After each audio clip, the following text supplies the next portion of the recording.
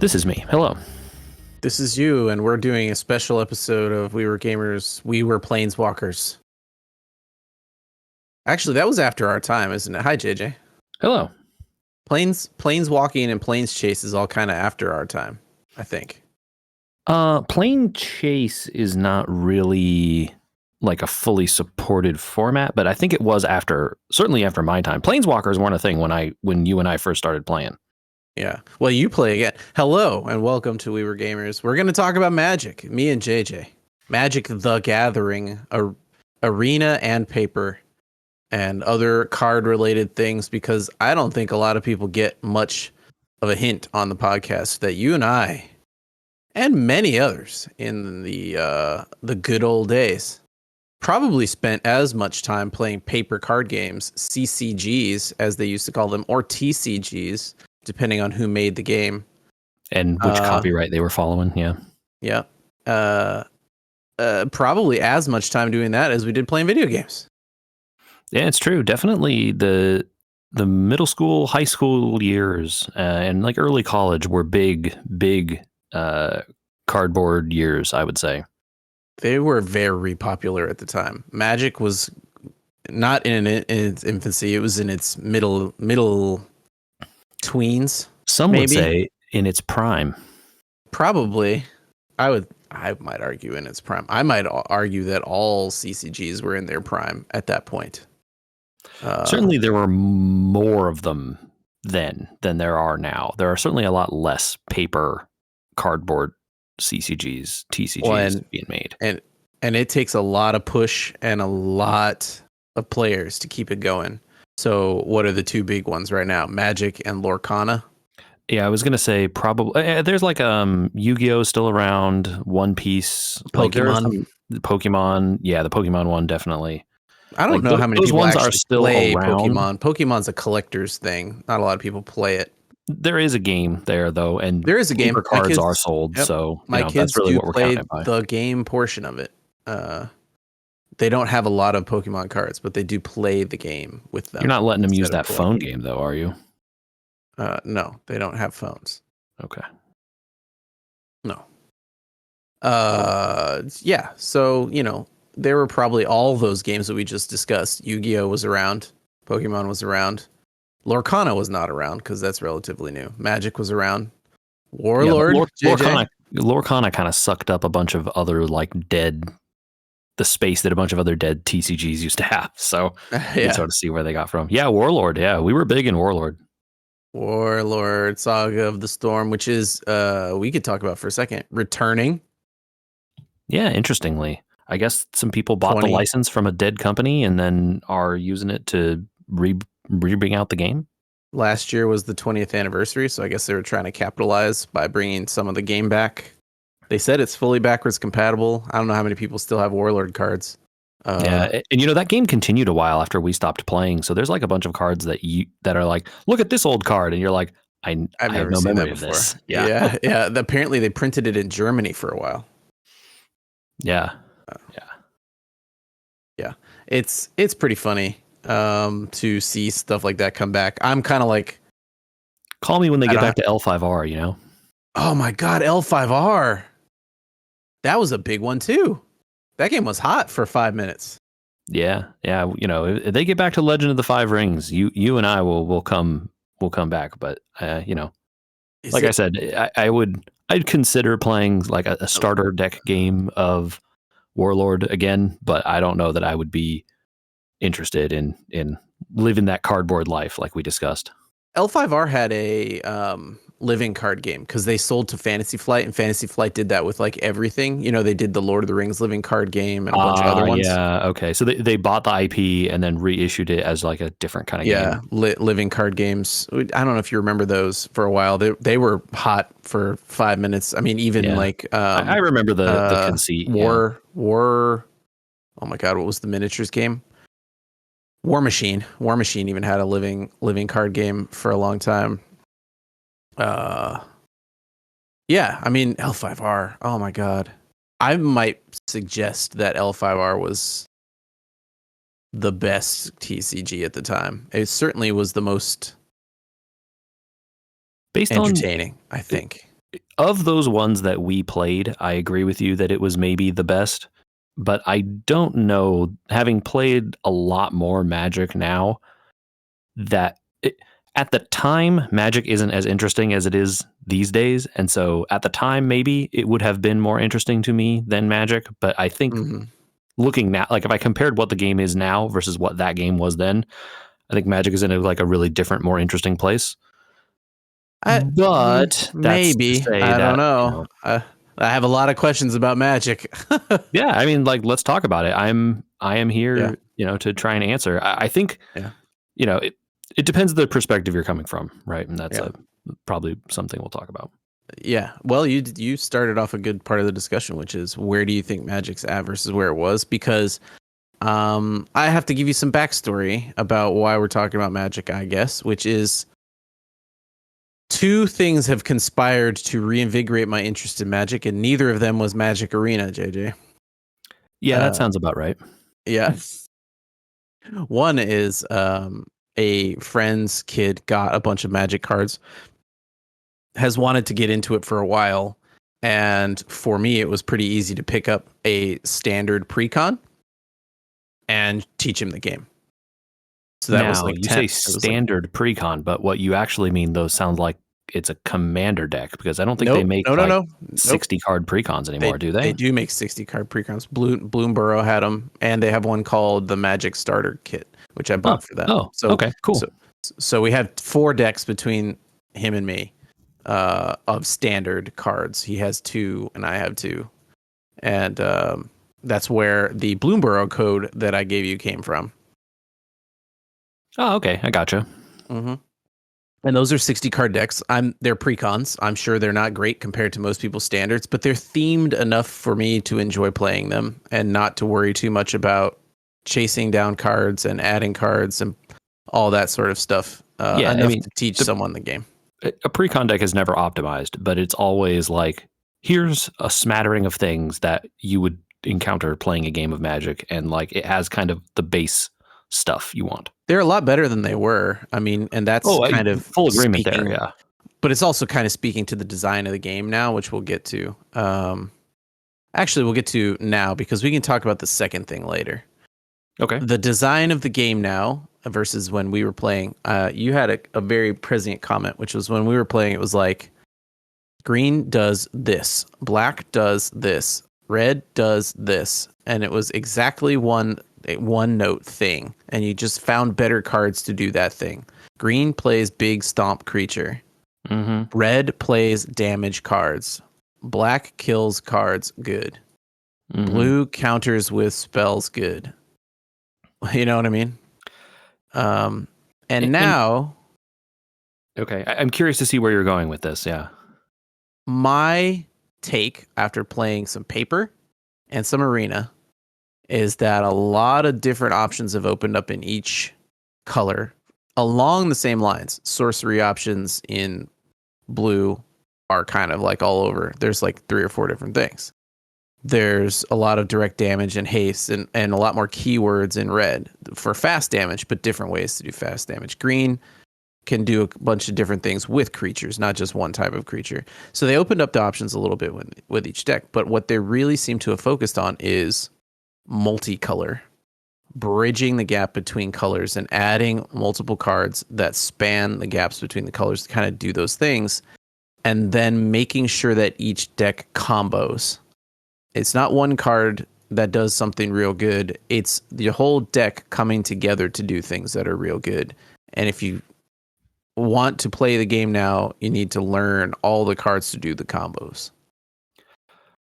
I think you have a wide definition of combo there. Usually when people are talking about combos in Magic the Gathering, they're talking about a specific few set of cards that together produce some really powerful effect. You mean like today when I ran into I was playing ranked because I was trying to get some points or whatever, and I ran into Innkeeper's Talent and Vraska for instant death. Oh yeah, did you get instant poisoned and then killed? Yeah, that's one of the ones. Yeah. Mm-hmm. Enchantment removal is real good right now, is what I'll say.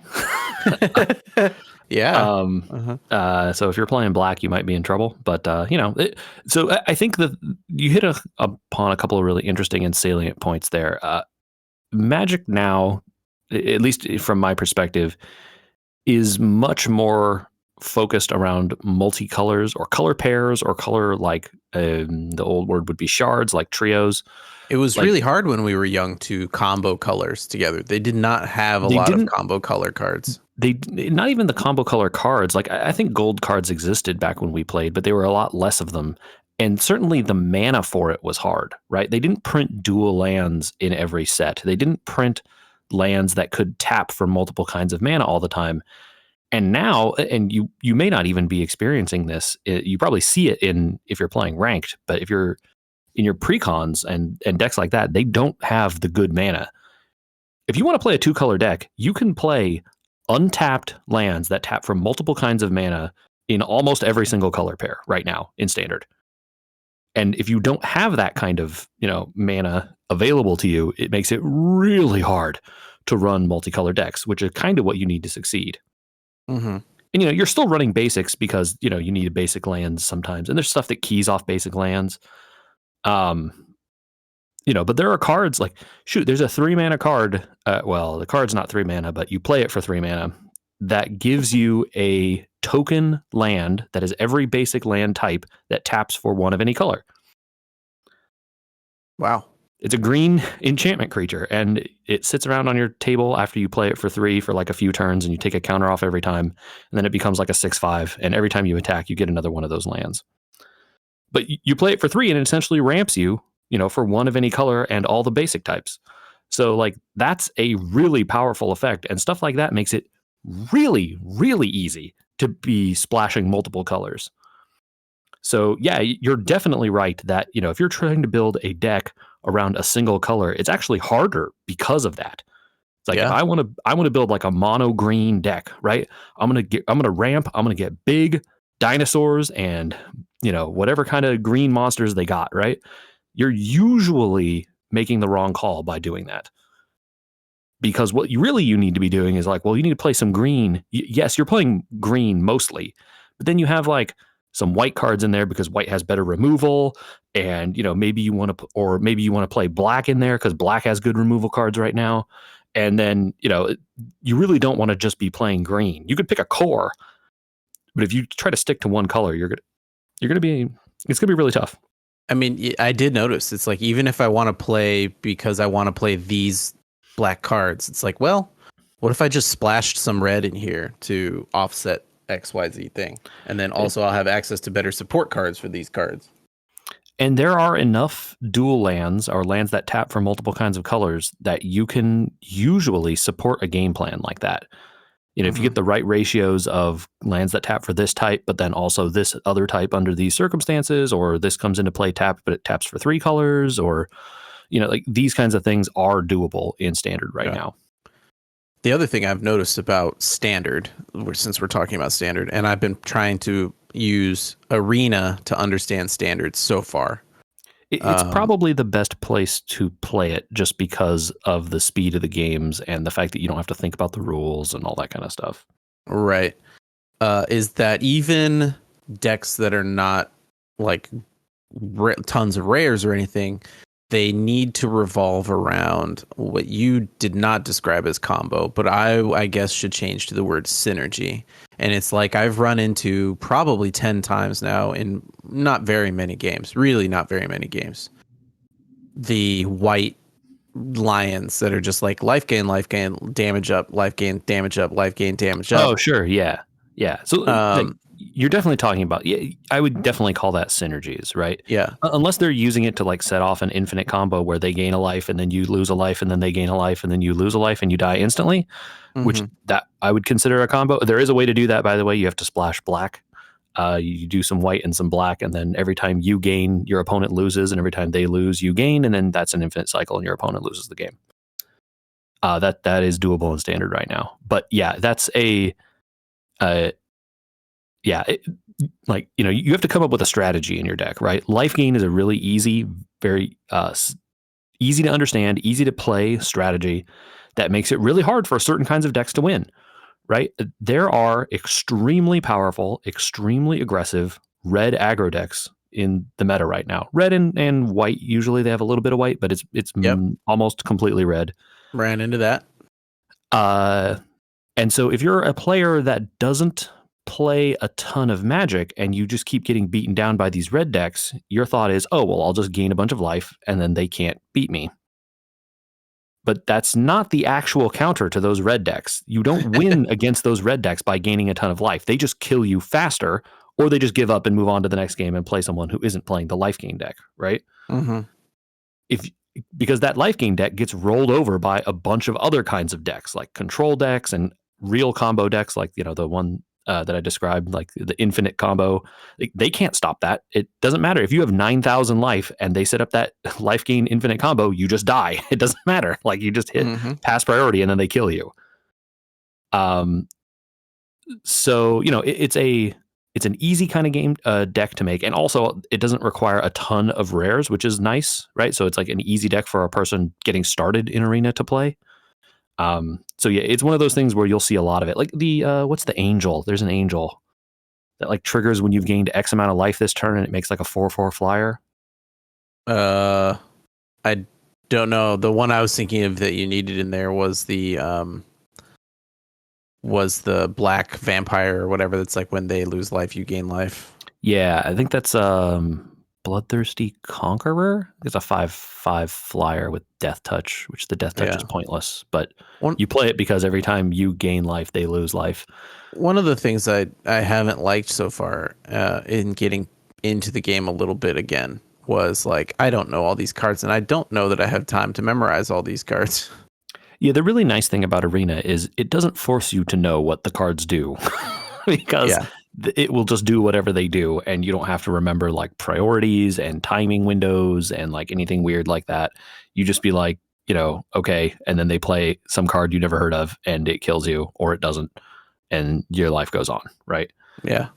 It is unfortunate that they recently changed the way Standard works. I say recently for you, certainly. Standard's a 3-year cycle now instead of a 2-year cycle. That's a lot of cards. It's a lot of cards, Andrew. Yeah. And because of that, to be fair, the pandemic effectively killed Standard like completely. I want to say that, after the end of the pandemic, like Wizards of the Coast, like, they stopped all their paper tournaments, and paper tournaments were kind of the only thing that people were playing Standard for. Okay. And other than playing on MTG Arena, there was no Standard happening anywhere in the country, basically. It's down to Commander, right? Yes. And this 3-year Standard thing was their attempt to, like, yes, they're starting up paper tournaments and stuff again, but this was their attempt to reinvigorate Standard and make it interesting to people again. I think even the big players don't like Standard anymore, and that's one of the things why is like I think they play it when it shows up at the tournaments and stuff, but they're not like invested in their local Standard scene, going out and playing Standard games. Well, and I don't need to collect 4 $200 cards. If I play Commander, I only need one of those. You know what I mean? No. You need like 89 $200 cards if you're playing Commander. But no, you're right. The thing about this though is that the 3-year Standard thing has inflated that problem, not deflated it, because those cards, some of them are like insanely expensive now. Those Standard sets from a long time ago are like super out of print. And if you want a Sheoldred, right, like Sheoldred the Apocalypse, it's a black 4-mana 4/5 with Death Touch, and every time you draw a card, gain 2 life. Every time your opponent draws a card, they lose 2 life. That's a crazy good ability. Yeah. And not banned for some reason, huh? No. Super. People would have preferred it, but nope, still around. And it makes it, because it has 5 toughness, it invalidates tons of kinds of decks because, so say you're playing some kind of aggro deck, right? You're attacking. They throw down a 4/5 with Death Touch that gains them life every time they draw cards. And then they just sit there and draw a bunch of cards, and your aggro deck has no chance of closing the game out, right? Yeah, but it's nice to see wider synergies, like card draw being a synergy, and decking people or milling back or all for the first time in a super long time. It's cool to see them, but even then, it's kind of, to me, more like, but in Standard, it's almost too much. because this is just my recent experience playing Arena versus those pre-con decks. Pre-con decks were fine. They were enough to teach you Magic. They're enjoyable because they're both pre-cons. They're not overly powered against each other, and they're not doing something super fast. So you sit down and you feel like you played a game, especially against a kid. Some of these MTG Arena games in Standard, I'm like, oh, cool. We're like 3 turns in. I've lost 4 life, and I can already tell that this is going to just be over, and I'm not going to win. That might be the bigger problem with Standard versus Commander, which is, I think, where inarguably their head is at in terms of the future of Magic. Is that correct? I don't even think it's the future. I think it's the present. Like it is the existence. The reason Magic continues as a product to this day is because Commander is as popular as it is. And I don't think that's even a controversial statement. And, Wizard will say, oh, we don't design cards specifically for one thing or the other thing. And they are lying through their teeth, right? That is not true. They absolutely care about targeting specific cards at specific audiences. Well, they have cards that literally say your commander on them. Sure. Like they have cards, like sets that are built specifically around commander stuff. But even in a standard set, there are cards that are obviously aimed at commander players as opposed to standard players. What's crazier about saying that statement is the new idea that Universes Beyond came out, and it was like, okay, here's like a few cards. I guess we should say Commander is the format where you get 1 of every card instead of 4, like you do in Standard, and you have 100 cards in your deck, including 1 that sits off to the side that is your Commander. Yeah. Universes Beyond is their new IP collab series where they taking outside IPs like Lord of the Rings or Fallout or let's see, Warhammer 40K, Assassin's Creed, Final Fantasy, Marvel, all of those are coming up this year, I think. Spider-Man, a bunch of... Actually, SpongeBob is Secret Lair, I think, not Universe. There was not a whole set for SpongeBob, that's right. Yeah, but that whole Secret Lair thing to me is so Hasbro, it's not even funny. Like, we're gonna... The Secret Lair, do you want to go down this road? I don't know if you want to. Do you want to derail this whole podcast and talk about that? We can derail the whole podcast for 5 minutes and talk about Secret Lair for just a second, because you're talking about what's keeping the game alive. What's keeping the game alive might be these Universes Beyond things. It might be Commander, but I'm sure Hasbro thinks that it's Secret Lair.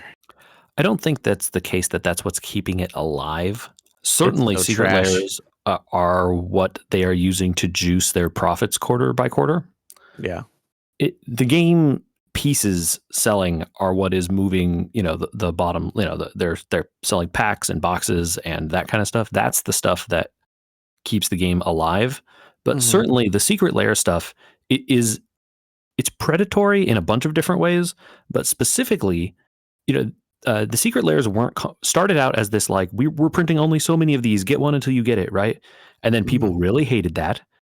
And they were like, you know what? That's not fair. We're going to print these to demand. We're going to, you order it. We'll wait till all the orders are in. We'll close the orders. Then we'll print everyone who wanted one would get one. And it was that way for a while. And they were not controversial anymore. Like, they were controversial in that, like, people were like, this art sucks or whatever, right? Like, I don't like this card. Like, that's the stuff that, people were complaining about, but it wasn't hard to get them. Half the cards weren't even legal. Oh, they're legal in like various other formats, right? There's a lot of other formats in Magic besides these. There's people playing Vintage. There's people playing Legacy. There's people playing Modern. Like all these kinds of formats. The only value really is if it's legal in Commander. That's really the most value a card can have, is if it's the Commander legal. Because Commander almost everything is legal in Commander, though. Like, right, there's very few things that aren't. That's what I was going to say. Is Commander has a very long shelf life. There's very few banned cards compared to the gigantic amount of cards that have ever existed in Magic. And everything was, not great, but okay here. The other thing about this is that these Secret Lairs are kind of like stabbing the hearts of the local game stores, because they take, money that would be transacted at a local store to buy singles or to buy, special products or whatever, and putting it directly into Wizards' pocket instead of the local store. And then Wizards was like, these secret layers, we were doing printed demand, but it just takes too long to ship. That's really the reason, guys. We have to do it. We have to go back to limited quantities now. And so now it's back in the world where like, we only printed so many of these. Are all the Wolverines sold out? Too bad. Get bent. And that is it's just a really predatory system, right? And so I think that's the number one thing that people really don't like about the secret layers. Like, regardless of whatever you think about them reprinting cards with alternate art or any of that stuff, who cares? Like, the fact that the cards are limited and people can't get them even if they want them. And then, of course, immediately as soon as they're sold, they turn up on eBay or other card selling websites for 5, 10, 15, 20 as much. Yeah. I don't really care. It's just kind of a silly, very Hasbro thing to do of like, a suit designed it, right? Like 100%. 100% a suit and not anything else. And it's funny because I think it gives their other IP collaboration a huge black mark in the eyes of some people, which is the Universes Beyond, which is number 2 on my list of reasons why I was like, I kind of want to get a little bit back into Magic. I saw the Lord of the Rings collaboration. We had talked about the 40K collaboration randomly because you had seen it come across Magic Arena, and I was kind of like, okay, that's fine. So 40K actually never even came to Arena. I just saw the Commander decks floating around out there. Yeah. Oh, wow. And the Universes Beyond stuff is legal in Commander. So if you bought Universes Beyond Commander decks, you could play them. And I know some people personally that do play Commander once in a while. They go out to the bar and they hang out and they play Commander. And I was like, you know what? One of those Lord of the Rings decks could sit in my house and just be around in case I ever wanted to play. I know it's a pre-con and I know I will lose, but at least I will have something to sit and play with. I'm not going to buy a bunch of cards. I'm not going to buy the set that comes with it and try and upgrade the deck. I'm just going to buy the pre-con. And then Christmas rolled around and we found out some other family members had gotten into Magic and they were like, we're also playing Commander. So now I have some extra I have the Fallout one as well and the Doctor Who one sitting in the house to play Commander with randomly once in a while. And they're cool and they're pre-cons and they do the things that their commanders are designed to do decently, not great. And that's fine by me. And I think that's a fine level for playing a game of cards with family and friends, which is the idea in theory of the game. And really, honestly, might be personally more enjoyable to me to sit down, pull out these Commander decks with people that are like, what are they? And it's like, well, which one do you want? You want this one, that one, or that one? And they're like, which one did I get? And it's Doctor Who. And we're all staring at cards and having a good time and laughing about it while we play Magic, which we already know how to play, right? To steal hopefully you already know how Warlords. to play because some of those Doctor Who mechanics aren't as straightforward as you might hope. Yeah, I kind of gear that deck to people that know how to play, I think. Anyway, it's funny that to me is probably the more enjoyable part of checking in on where Magic's at these days. Mm-hmm. Because it combines all the things that are fun and interesting about Magic. It removes a lot of the like, well, I'm just dead 2 turns into the game, right? Like Commander is a long game and you're playing with multiple people. It's no chance that someone couldn't stop somebody's plan if they didn't want to, right? Yeah. And it's cool to sit down and look at cards kind of in that way again, where you're kind of holding on to them versus Arena definitely has that Hearthstone feel to it where it's just like, well, I'm just putting in the hours to see how many games I can win. I'm not really, progressing. Now that's with what I have right now. So we'll come back to that in a little bit. But I did notice I was looking up a review of some of the Commander decks from the last couple of years. Make sure that I bought the 3 Commander decks I bought based on their Commander. But before I bought the most recent one, I was like, let's just make sure it's not trash because I like this other one also. And whichever of the 2 is better, I'll pick that one, which is fine. But, like for the Fallout one, I picked the dog, and the dog's not the best one, Yeah, for sure. For Lord of the Rings, I was looking at 2 of them, and I was like, I'm not buying 2. I'm limiting myself to 1 from each set if I continue to buy these, that way it doesn't proliferate too much. Because I know I'm actually probably in for a Final Fantasy deck if they combine the characters that I want in one deck. I mean, usually, and who knows, almost all the commanders for those, it's like almost all the commander precons have a commander that shows up on the front of the box, right? Yep.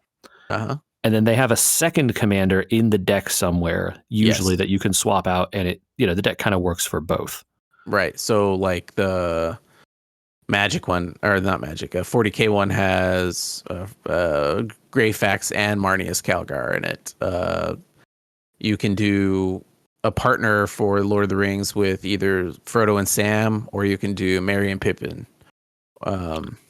Right. And I think there's one for Aragorn, and you could swap it for Arwen or something like that, right? It's Aowen or Aragorn, yeah. Okay, yeah. Anyway. What was I talking about? Oh, Universes Beyond. It's kind of cool, but when I was looking into that, I didn't know. I don't know a lot about the current Magic zeitgeist, but it definitely seems like there's a massive rift over whether or not Universes Beyond, the change that they made this year, where it's going to be standard legal, should have happened, or if Universes Beyond should be legal at all. It feels like gatekeeping to me. Certainly there are some people who really like the Magic lore and the Magic IP, and they reasonably, I think, worry that the more Universes Beyond IP sets into Magic, the less it will feel to them like the Magic they grew up with, right? I grew up with the Magic. Hold on. I grew up with the Magic they grew up with. And let me tell you, the Magic I grew up with kind of sucks. Okay, you don't like it. That's fine. But there are some people who do, and they really don't want to see Gandalf and Frodo and also Spider-Man and Wolverine in their fantasy card game. And that's a choice. Obviously, it doesn't matter what they want. Wizards will continue to print whatever they're going to, and it will be how it is. Yeah. So, that's not the direction they're moving. I think the question of whether these sets should be standard legal is interesting, because Lord of the Rings, the whole set was what they were calling it, like print to modern at that time, right? Okay. Modern was the biggest paper tournament format, and it may still be the case. I think it's has the most players, the most entrants. Typically, are these modern games, and it was okay, so this Lord of the Rings set is legal in modern, right? But it's not legal in standard. It's legal in Commander because everything is. But, in Vintage and some of these other stuff, but it's not legal in standard because in theory, the power level is too good or whatever. And I think that people felt like that was an okay, happy medium. Is modern the one that's drafted? Anything can be drafted. Oh, okay. I thought there was one that's more drafted than others, but maybe I'm just if you're thinking out of my butt. Limited is the format people refer to as draft.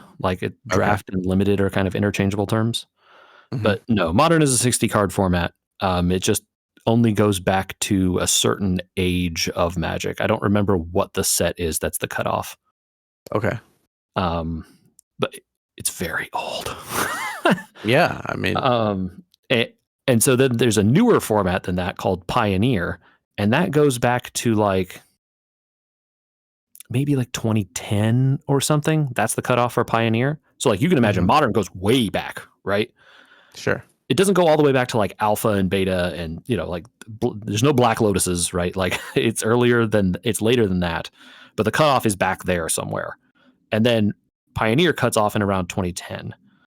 And the thought was oh, okay, they're going to print these Universes Beyond sets. They're going to be off in modern. If I want to play Magic IP stuff, I can hang out in standard and it'll always be standard stuff. You can see the guy in the suit come knocking on the door and be like, we can make more money if these were standard legal. And that's what happened. And so I think that's the pushback that exists in the community. I don't know that I care particularly, to be honest with you, personally. But I can definitely see it out there as well. You're not wrong to have noticed. And it is definitely a thing where some people are I don't want Spider-Man in my Magic. Right. Right. And too bad there is going to be Spider-Man. And I think it's more of a like they didn't want this IP proliferation moving into, the game that they're playing. Sure. Unfortunately, I think that they have lost that battle, so it doesn't matter. And I agree that there is probably a chance that over time, if enough of these sets are successful, and that is a big question because you talked about these Doctor Who and Fallout ones. There are no full sets of those. Those were just Commander releases. There aren't. Correct. Yeah. Lord of the Rings is the only one that's had like a full set of cards. Right. Final Fantasy and Marvel and whatever the other one is for this year, which people think is Avatar. Who knows? Are all going to be full set though. And so the question will be, how do those do? I think it is easy to see the Lord of the Rings one and the Magic and see how it works. Like, obviously, like they're both fantasy. They're both involved like, a lot of the similar kinds of tropes. And I think that Lord of the Rings set was like very well done. Like the cards are really cool. There's a lot of really cool synergies and stuff. Like it was clear like a lot of love was put into it. Yeah. I don't know. So then there was an Assassin's Creed set, right? Which you haven't talked about because it did terribly. Well, it didn't have very many cards. It was a smaller set. Set. It had no commander cards. It was a small set, and it wasn't legal in anything. It had no full commander decks. It had cards for commander, tons of them. But again, it was not a full set, right? Like Lord of the Rings was. Right. And I have a suspicion that some of these upcoming sets will work like that, and some of them will work more like Lord of the Rings. Which will be which, I cannot tell or predict. Final Fantasy, I think, will be an interesting test to see what happens going forward. I suspect the Marvel one will do pretty well because Marvel is super popular. Sure. But the Final Fantasy one, I think, is like on the borderline of being relevant, right? Sure. And, Avatar is absolutely the other end of like, if Final Fantasy doesn't do good, that Avatar one is being sent out to die. Yeah. So, and Wizards is like flip-flopped around on the idea of like, oh, well, we'll definitely still keep doing Magic IP in between some of these things, and I don't know that that's going to be the case if these all sell well, right? Mm-hmm. So I don't know. I think there's definitely a lot of, they're in a transition time, right? It's hard to say where all this is going to end up, but I think there's a very founded fear that the idea of, Magic's own IP is going away. And of course they'll say, no, we're definitely committed to doing those things. And it's like, okay, yeah, but like the last couple sets you had Clue, the Magic the Gathering set, you had the Wild West, the Magic the Gathering set, and now you have Grand Prix Racing, the Magic the Gathering set. You're not hitting with like high fantasy concepts here necessarily. I would have to guess, though, counterpoint to all this on the money side. I can understand someone's feelings of like, okay, look, I understand you have to do the other IPs to make money, but leave it out of standard. Every other format's fine. Just make standard the 2 or 3 years, that it does, all that argument could be had. Sure. They're going to do the IP. And my guess is the IPs are selling. They're not making them because they're not selling. Yeah, I mean, I think, and they're selling enough that they have to say, well, yeah, well, and they're selling enough that they're going to say, well, if we put some Final Fantasy in Magic the Gathering, maybe Magic the Gathering has some more clout, and we stick around. Lorcana is very big, like very big. Of course, yeah. I mean, it has Disney IP. Yeah, like again, you can't compete against the Disney IP, right? That's no, but that game came out 2 years ago. They got to do something or they're gonna struggle, right? And even if it's taking on Disney IP like Marvel, in order to keep their game going, they gotta figure it out. So it's gonna have to exist somewhere. And being angry about it's not the answer. Coming up with a solution to make everybody happy, maybe. But like there's going to have to be some sort of compromise with bringing in these IPs. They must be working. Well, I don't know that it's a must, right? There's nothing stopping them from inventing like new and other cool things within Magic, right? the lore and the cosmos of Magic is such that they could do almost anything within it. Right. And But how many? They did a cyberpunk set a few years ago, and it's one of the most beloved sets they've done in the last several years, right? Okay, so and that was all Cyberpunk within, is fine. That was within the Magic IP, though. Like, but look, Cyberpunk is fine, but we're worried about the racing thing. You know, there's a lot of nitpicking happening on this side of things. I listened to a lot of these arguments, and it kind of was like very nitpicky about what people wanted to think about, and they already made up their mind they didn't like something. Versus, you know, like, oh, it's a multiverse, so we can do this or that, the other thing. Okay, the Cyberpunk and the steampunk and this is all fine, but as soon as Final Fantasy is involved, someone's upset, and it's like, how many times can you print an elephant? Oh, this elephant is the same name as that other elephant, and it has different art. How many times can we print different elephants with different names that all look kind of the same and all have trample? It's like, guys, they got to shake up the game somehow. And I understand you don't want it in standard, but like, let's not poo-poo some of this. And again, I don't think that some of it was the thing that they're poo-pooing. The thing they're poo-pooing is the maximalist nature of what Wizards seems to be doing. And that's expanding it to everything. Every set now is going to have Final Fantasy and Avatar and Marvel and stuff in it. And that's the worry. And I think they're right to worry about that. But, you know, it is what it is, right?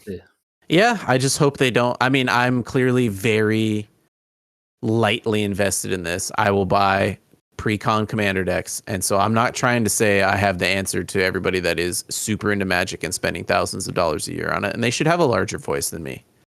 I'm not trying to step in and have any voice. I'm just trying to acknowledge what people are talking about, right? You know, and it worries me from the outside to see people inside of the community arguing over whether things are good or bad or this or that and the other, and they're all name calling each other.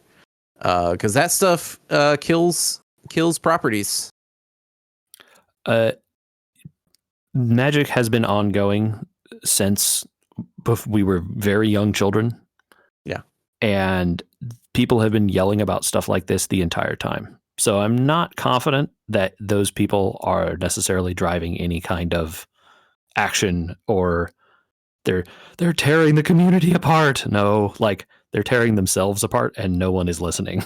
So okay, all right. I think it's a lot of people are screaming into the void because they can, and a lot of people are hitting our age, becoming, middle-aged and realizing like, oh, the things of my youth, I miss them.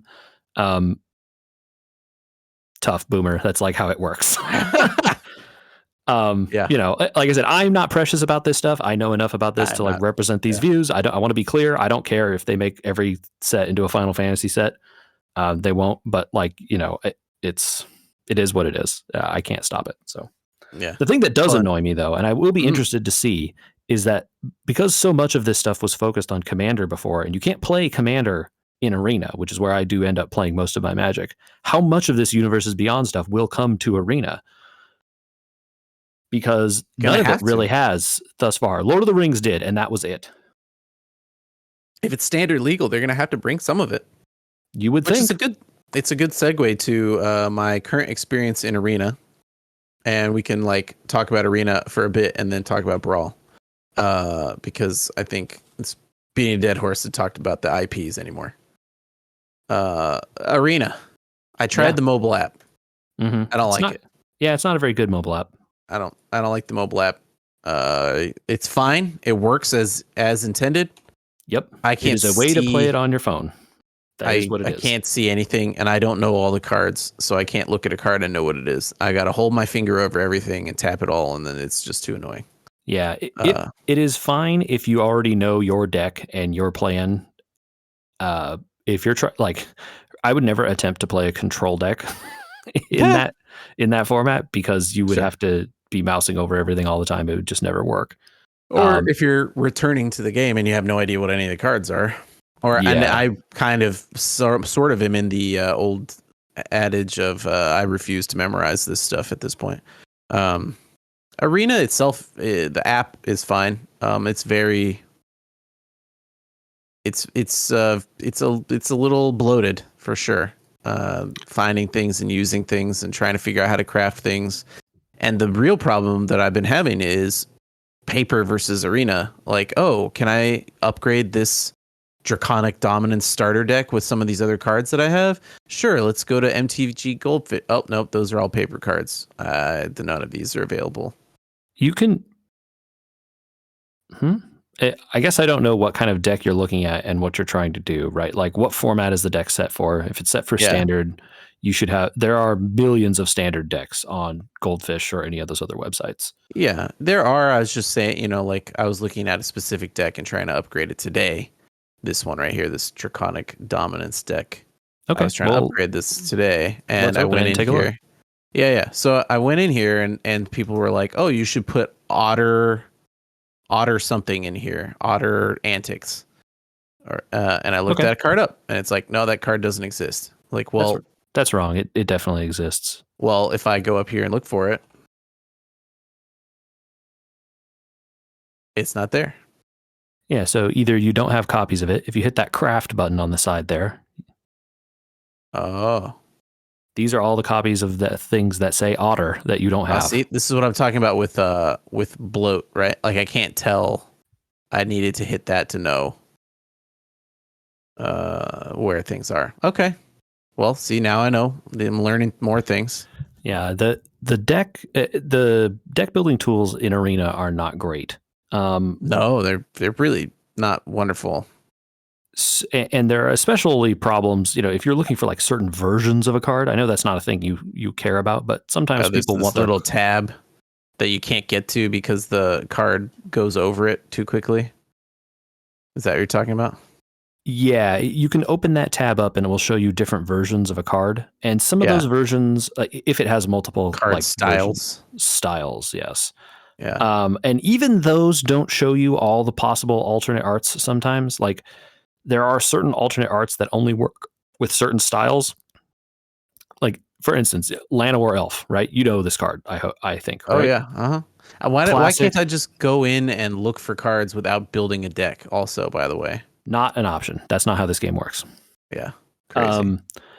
There is an alternate art for Llanowar Elf that's like anime styled. It's like, I don't know how to describe what it is. It looks like elven, like green elf anime ladies. Mm-hmm.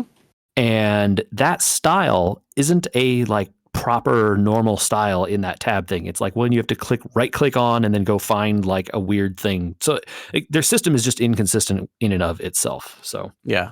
So if I will look up Llanowar, by the way, I played enough Magic right there to remember. How to spell Llanowar. Good job. Llanowar has two L's in it. Oh, there's the ladies right there.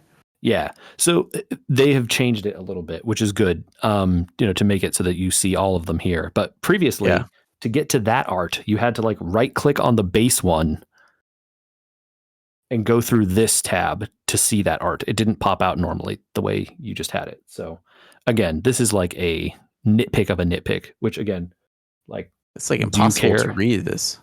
Yeah, but like Llanowar Elf, you know what Llanowar Elf does. It's fine. It's been around a long time. A lot. The nice thing about Arena is that it doesn't matter if all the art makes the card impossible to read, because Arena enforces it to do exactly only what it can, not whatever you want. Yeah. That is a problem in regular paper Magic, though, which you haven't touched on, and probably wouldn't happen to you with precons. But there are cards out there because of these alternate arts and these secret layers and these other things that are just not possible to read. In some cases, they're like, oh, this is Japanese text. It's like, I don't know Japanese. I don't know what this card does. Or there's worse, where it's like, this art is so blown out and so crazy that I have no idea what these words say. Yeah, there's cards out there that are like 60s acid trip cards where they take only the text, and the text is all like with bubble letters, and it takes up the whole card. Mm-hmm. And that's it. That's the whole card. There's no art. There's nothing. And good luck if you better have another copy so you can read it. And I mean, the answer is everyone just pulls this stuff up on their phones, but like, that's super annoying way to play. Like, if you are a person who has one of these cards, you had better have the rules text for that card memorized. And I don't care I don't care what it does or what you say it does. I want the text. Tell me, like, it says, target this creature, do this thing. That's the text I want. And you better have it memorized if you're playing one of those cards. Did you see that I don't have any copies of Llanowar Elves? That's crazy. I'd have to craft it. No, you have 3. Oh, I have 3 copies. I see. Yeah, so you would have to craft 1 more. I have 3 in these 2 styles, I guess. Okay. Well, yeah, and that if you're a collector, that would drive me up a flippin' wall. Oh, yeah, there's 6 versions of Aragorn, by the way. This exact card.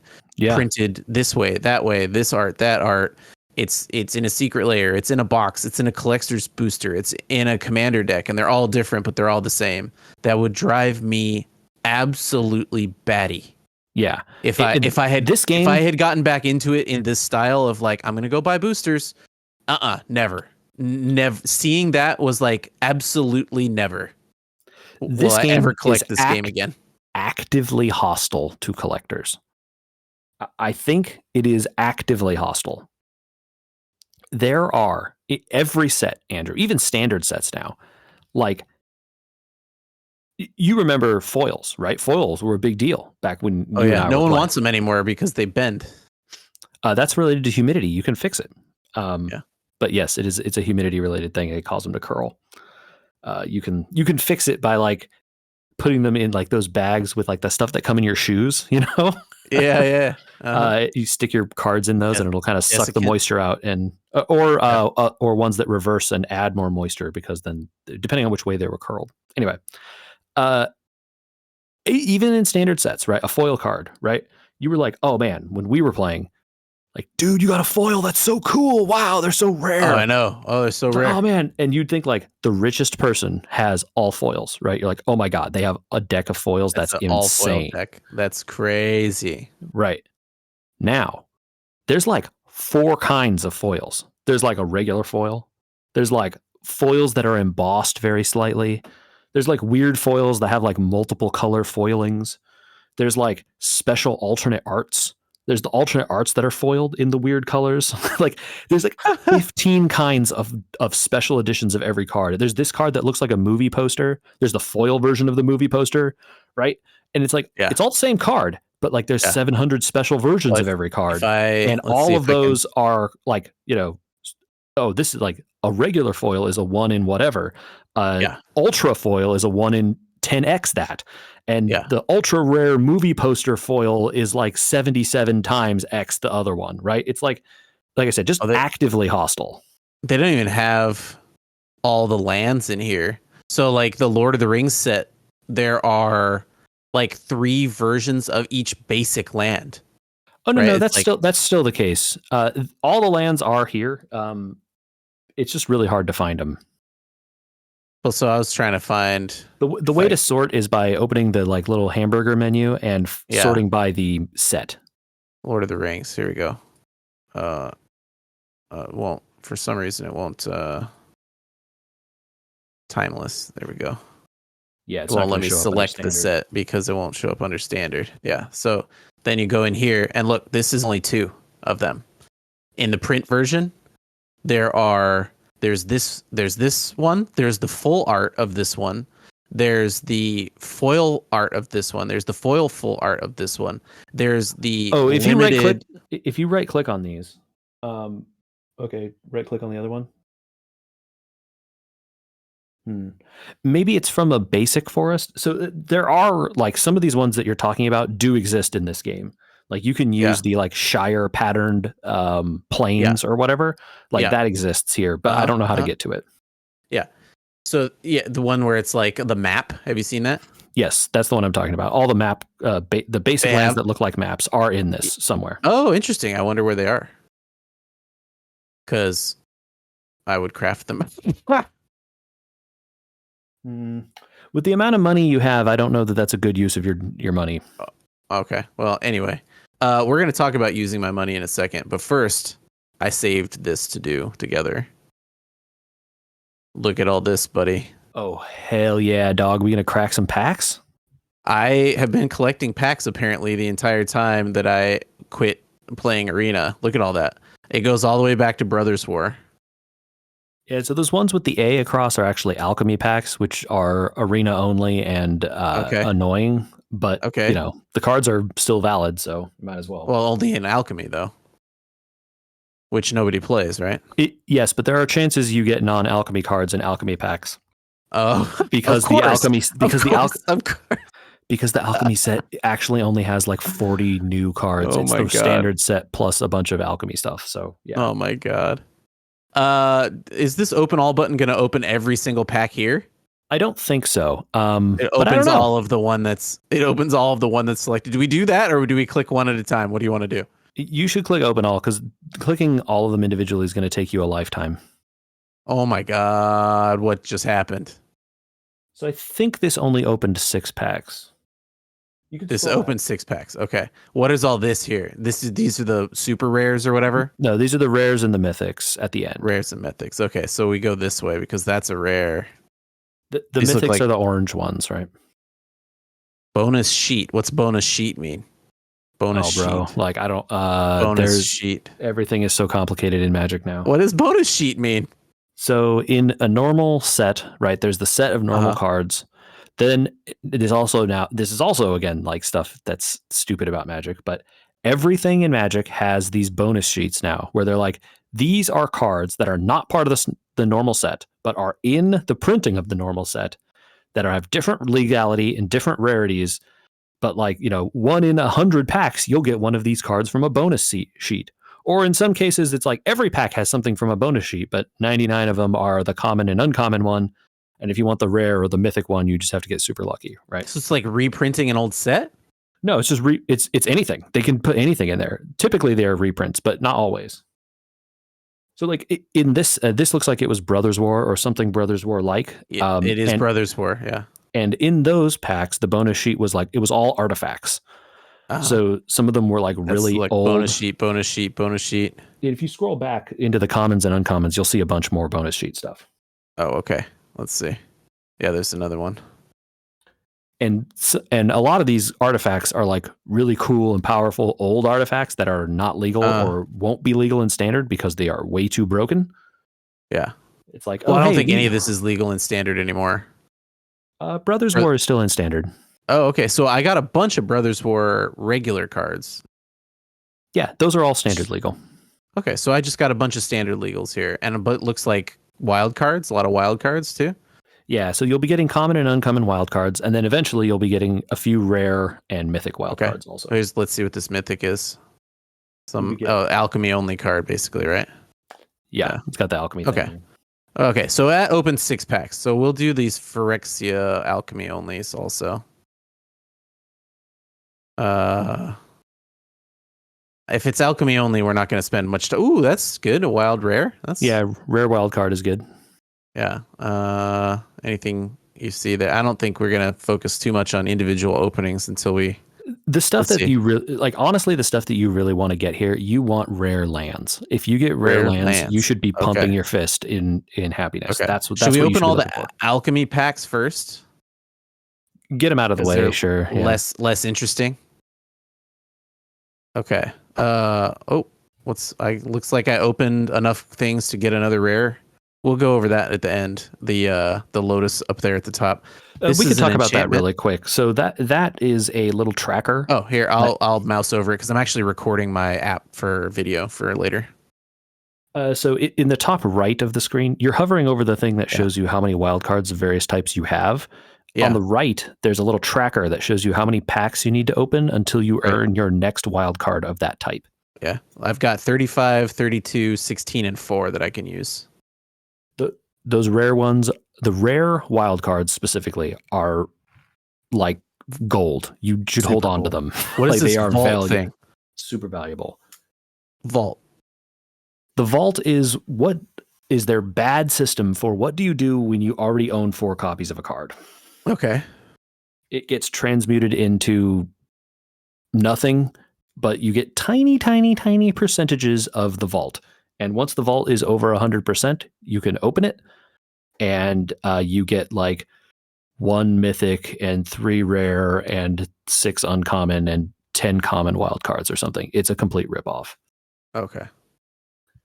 But you don't have to do anything. You just get it. Yeah. If you eventually it'll get to 100%, you can click it, you open it again. That's all this set. What did we open? I don't know what this set is.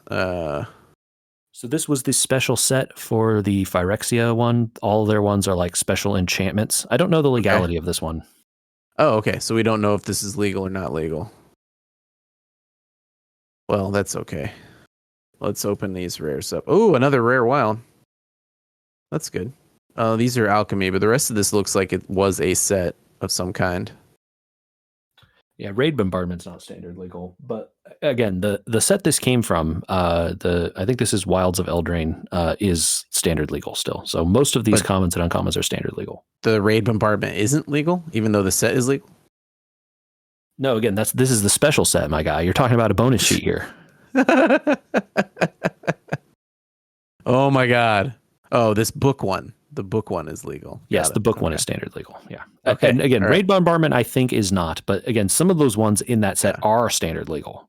All right. Ixalan is looks like a alchemy pack, so let's get that out of the way. Ixalan itself is standard legal, so again, there will be stuff here, but obviously special guests and stuff is a question mark. Ooh, mythic wild card. And a mythic golem that I can't use because it's an alchemy and nobody likes alchemy. Or at least I've been told I shouldn't play it. Yeah, the thing about alchemy is alchemy continues to be a 2-year rotation, and they have these print straight to arena cards in it, so it's really nothing like any other format, even in paper, whereas at least the standard format is the same as the standard format in paper, which is, a plus or a minus depending on your opinion of that.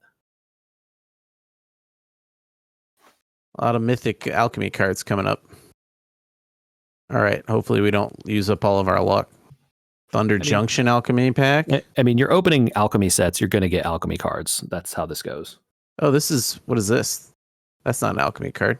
That's a bonus sheet for something. Yeah, that is a bonus sheet card. I don't know if this is legal in standard or not. It's really good. That's a lot of mana for that, whatever that is. This is what I'm talking about, where it's a great commander card. Well, they don't have commander, though. Can you use it in Brawl? I think so, yeah. Yeah, I don't know if the alchemy cards are legal in Brawl or not. They might be. Well, that wasn't an alchemy card, though. Oh, look, here's another one. Right, but it was, again, that was a special sheet, right? So I don't know if that sheet is legal in Brawl or not.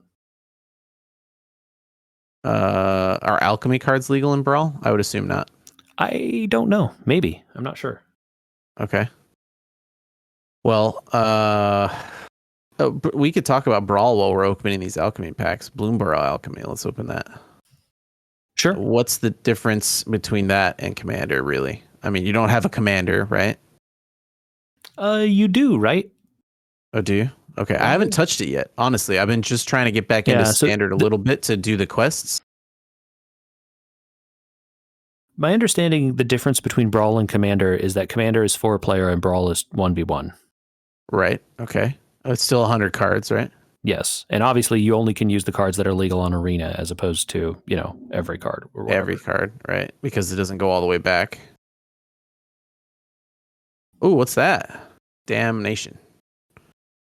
Destroy all creatures. That's again, this is the special guest sheet. If you see that symbol, it's like special guests. Again, that's it breaks rarity kind of thing, or breaks legality thing. Damnation is a reprint of a really old card. So that's like a cool reprint. I don't think it's legal in standard, but it is a cool old reprint. Yeah, great. If you ever wanted to play like Timeless or Historic, you probably want a bunch of those. Not Damnation specifically, but cards like that. I think we finished all the alchemy packs. So what's not legal other than Lord of the Rings? What's not legal where? In standard. Okay. The let's see, Cons of Tarkir. That's not legal? Yeah, that's Pioneer / Explorer / Modern. It's like Pioneer and backwards, basically. Explorer is what they call Pioneer on Arena. We got another Mythic thing over there. So we don't care about any of this. Yeah, this is all Explorer and backwards legality. Okay. Explorer is a fun format, but again, you don't have the cards to compete there right now. Right, exactly. Lord of the Rings is not legal, so we could open that. Correct. This is like Brawl and Timeless. Is it Brawl legal? I think so. Oh, Orcish Bowmasters. Great get. Double for some reason? Oh, it's got a It makes a token. token. Orcish Bowmasters is insanely powerful. Look at that card. That card is great. Whenever an opponent draws a card, except the first one they draw in each of their draw steps, Orcish Bowmasters deals 1 damage to any target. Then amass orcs. Wow. It also has flash. So someone says, I'm going to cast this spell and draw 3 cards. You flash this You're in, like, and flash. now they take 3 damage to whatever. And then your orc Nice. becomes a 3/3. So the LOTR set's legal in Brawl, huh? Yeah, definitely. Because I know people Oh. are like, oh, I have like a Frodo deck or whatever. Maybe I should play Brawl. It's probably too late to try and collect old cards in Arena. Is probably a massive problem. You can do it, but you have to buy packs, and it's not cheap, right? It's right, just you're because paying. I only have a little bit of money. Yeah, you're paying gold for the packs. All right, what else is not quote unquote legal here? Go to the left. All this is standard legal. The Modern Horizon stuff is not. All right. This set is full of insanely powerful cards, but they're only legal in Timeless on Arena. Probably Brawl. Why is that? Because these cards are like in Paper Magic, these are modern and older set only. Okay. So they're legal in Commander, but these cards are like, look at some of these cards. They're crazy powerful.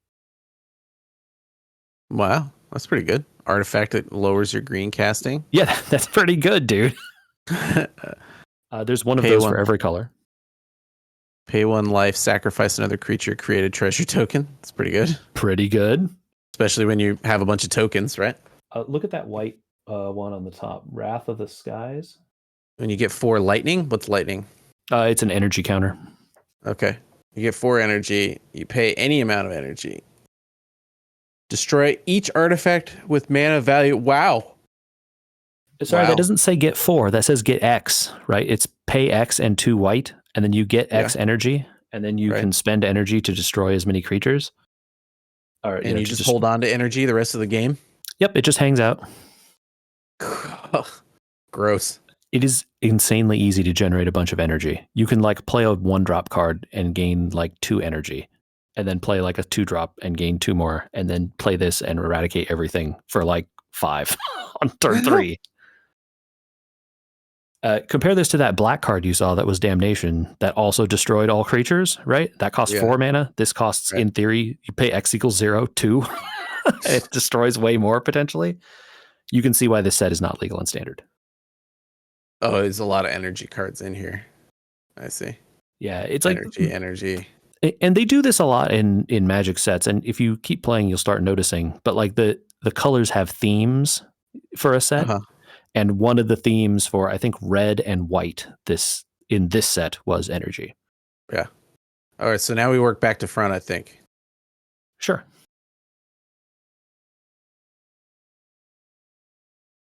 Thrun, hell yeah. Is that a good one? Can't be countered. If you like big green creatures, this guy is a big green creature that tells control players to bite me. I want to counter. Oh, you can't counter him. I want to destroy him. Oh, he's hexproof. I noticed in Magic that they've dropped a lot of the keywords. Like, it doesn't say hexproof. It says cannot be target of non-green spells of your opponents or abilities from non-green, blah, blah, blah, blah, blah. So hexproof still exists, but there's important reasons why they don't use it. And because it's too good. Glissa is actually really powerful here also. The card sees play in Standard right now. Whenever Glissa deals combat damage to a player, choose one. Draw a card and you lose 1 life. Destroy. Wow. Yeah.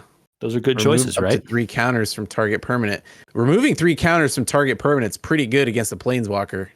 Sure is.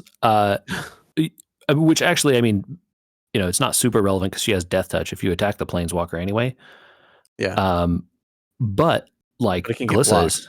Yeah, Glissa is the ultimate defender too. She has first strike, Death Touch. What do you even do? So a first strike character doesn't take damage, is that right? Unless they also have first strike, right? So if they attack you without first strike, you deal damage first. I ran into a character that had that had first strike and what is it, dual strike or whatever, where they attack double twice? strike. Yeah. Double strike. Yeah. I was like, this is First strike unfair. and double strike are a bit redundant because you don't get any benefit out of that, right? Because double strike gives you first strike and normal strike. Double strike gives you first strike too? Yes. Oh. So they don't get any benefit out of having both. But, having double strike obviously lets you attack first and then attack again, which is the double part. Pretty broken. Good card. Double strike's pretty good. Okay. Well, that was good. Okay. Let's do some vampires, Again, I guess. I think your best wins here would be. Oh wait, what set did this say? Sorry, I didn't read it. Innistrad. Oh, okay. This might be not legal in standard. Also, Innistrad Remastered is a remastered set from. These are for Pioneer, basically. Okay, we missed this one. This one we can skip it then. This is March of the Machine. This is standard legal. Standard legal. Okay. Looks like we got some angels. We got some alternate art cards here. The Merfolk. That Emery card is the special guest of this set, and it itself is not legal. It's a great card, though. Really good card. Shauna's Legacy then is also not legal here. Right, yeah. All right. Well, I might be making Brawl decks after all. You know what I mean? Well, I think at the end of the day, you're going to be making Brawl decks anyway. Mm-hmm. But, if you collect some good standard cards along the way, You think I'm going to enjoy Brawl probably more than the standard? I'm guessing that's true also. If you're looking for 100 card stuff, that's where Brawl is. That's the difference, right? 100 card singleton is what Brawl does, and that's what it is. How long are those games? Have you done those? I don't play it very much because they are longer. Yes. Okay. Oh, here's a land. Oh, you said rare lands though. The rare lands are really the ones you want, but it is not bad. Look, you take any of these, just because in general, if you want to play multicolored decks, you need dual lands. You need dual lands, and even a land that comes into play tapped that produces 2 types of mana is probably better than a regular basic, unless you're an aggro deck. Oh, we got a mythic here. This is we got a land tax. Sheet. Land tax, a mythic though. Land tax is an awesome card in Commander. Not legal in standard though. But at the beginning of your Brawl, upkeep, that card is mean. At the beginning of your upkeep, and if opponent controls more lands than you, search your library for up to 3 basic land cards, reveal them, put them in your hand, then shuffle. That's rough. For 1 mana, I just keep getting land. Yeah, well, only if they have more than you. It doesn't make you play the lands, but you could just fish them all out of your deck so you stop drawing them. Wow. Yeah, that card's great. This Edgewall Inn is kind of nice. Screw your adventure. Here, give me my adventure back. Adventure is a really strong mechanic too, because basically it lets you have 2 cards in 1 card. So yeah, it's really powerful. So you get back your Gumdrop Poisoner here after it dies, and then you get to do it all over again. Am I right that you need to play the adventure first and then the creature? Otherwise, you can't adventure? Yes, that's correct. Okay. You have to do adventure first, then creature. Because otherwise the creature is on the battlefield and you can't play it again. Dinosauruses. Yep, standard legal here. Oh, we got one of those rare lands, buddy. Manland. What is that? Read the text. Enter map token. Create creatures. This is okay. Until end of turn, it becomes a 2/3 white and blue bird with flying. It's still a land. When it attacks, create a map. Sacrifice your map to get target creature you control explores. Reveal the top card. Put that card in your hand if it's a land. Otherwise, put a 1/1 counter on this. Then put. This land is a creature. That's the important thing here. This land is a 3/2 bird with flying. If you make it one. Yeah. But that's sweet, because while it's a land and taps for 2 colors, which is also good, it is also a 3/2 bird with flying, which can be rad later. Yeah. Okay. This was a fun set. There was a bunch of really fun archetypes in this one. Vampires and dinosaurs and some animals looked like. There was a really good cave deck that was fun to play. Not good, but fun. All right. This is the Clue set. Clue. Got it. Well, we got some clues, I guess. Pick Your Poison is really strong for a sideboard card in green. What are you sideboarding in best of ones, man? Who plays best of one? You play best of threes? Yeah, it's more fair if you have the time. Oh, If you're playing a deck that is like even a fully linear aggro deck, you have a better chance of winning a match of 3 than you do a single game, just because, you know, if you know how to sideboard, right, like you have a better shot to win 2 out of 3. gotcha. We got more of these outlaw cards here. This is the Wild West set. Yeah, I can tell the music's in my ear holes.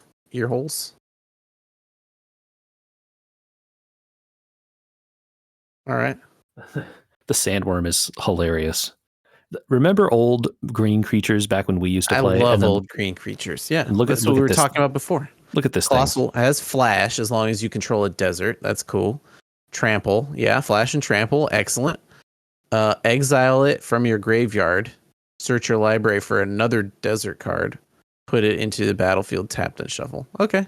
So it's a 4 mana classic. It's a 4 mana 6/5 with trample that, like, you know, you can flash out if you have a desert. Cool. But then you can pay from your graveyard to ramp yourself. So like even if they kill it, you get a land back. Or if they, you know, if they mill you for it or whatever, you could still search out more land. Yeah. And that card wasn't even played in the standard. Like, it's not even played. That's the funny part about it. It's so much better than not even played. It's so much better than the stuff we used to have, but no one plays it. Because the game has just gotten that crazy, huh? Yeah, just like a 4 mana green creature doesn't do anything that, like, doesn't help you progress towards the win, like, doesn't help. Add there you go, baby. Activate if you can. Wow. Pump your hand in the air. This is a good rare land. You love this. Like, you love to see. And now I guess you could craft it, but I got 2 of them. Yeah, you could craft these anyway, right? Like, you can always craft any card you don't have, but now you don't have to, right? You got these ones. I got 2. Yeah. So if you're doing green and white, these are great. Hey, we played before. You played that bunny deck. I did. These go right into that deck. Switch these into that bunny deck, huh? Yeah, I have an upgraded version of that bunny deck that I play on the standard ladder, and it whips. Does it have these Hushwood Verges? Hell yeah, it does. 4x. Well, then we should open these bunny cards right here. Oops, I didn't click open all. I didn't notice Pioneer Masters at the end there is not standard legal either. Oh no, at all? Correct. Yeah, Pioneer. Oh, because it's a Masters. Here, add blank, sacrifice a token, draw a card, pay 1 life. This card is great. Get a blue fish creature, pay 4, create a treasure. Okay. That's a great utility land. You know, just like throw it in almost any kind of deck, and I got some extra mana and nothing to play. Create a treasure, use next mana. Oh, I can pay 1 life and make a blocker. I can pay, I have a bunch of treasures I'm not using. I can sack 1 and draw a card. Like, it's awesome. Sure. This is a great land. Okay, we'll open these since they're not legal. Hope we get something that is legal. No. Urborg Tomb of Yawgmoth is a hilarious card. Each land is a swamp in addition to its other land types. Holy cow. If you have a creature with Swamp Walk, sorry, opponent. You didn't have swamps, but now you do. Wow. It also combos with a lot of like really powerful cards that are like, make mana equal to the number of swamps you have or something. Like, yeah, do damage equal to swamps or something like that. Yeah, there are cards like that. All right, this is the rest of the bunny set that I got. Oh, look at these. You're just winning all around, bro. It's telling you to play rabbits. Yeah, rabbit time. Look at this Warren War Leader. And you slot that guy right into that deck too. Yeah. And Quest Caller too, actually. Upgrade that bunny deck a little bit. Yeah, nice. Yeah, both of those are great additions in that deck. I think I run 2 of the Warren War Leader and 4 of the Quest Caller in my version. So cool. Okay. And then the most important set to probably open last, which is Foundations, right? Yeah, so Foundations is the most recent. Is it the most recent? I think it is. One of the most recent sets. It's the most recent set. Yeah. It is their admission that, like, okay, doing away with core sets was a bad idea, actually. This set is going to be legal for 5 years, they have said. What? So longer than the standard rotation. How do they keep track of that then? I don't know. Ask them, not me. Okay. Foundations just stays legal while everything keeps aging out, huh? I guess so. Are we hitting open 10x on this? You can, yeah. Oh my god. But the fun thing about this set, we got though, a waiting for server on that.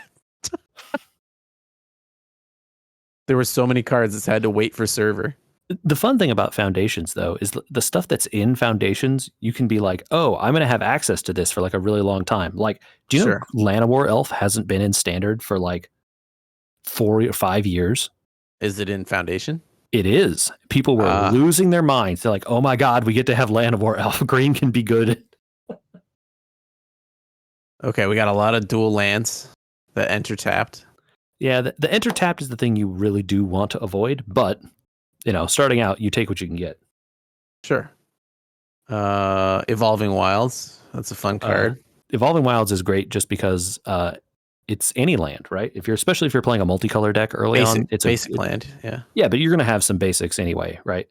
Yeah. Maybe like the fully optimized version of the deck only runs like 3 basics, but early on, you'll probably be running way more. It's a way to mill through cards quicker.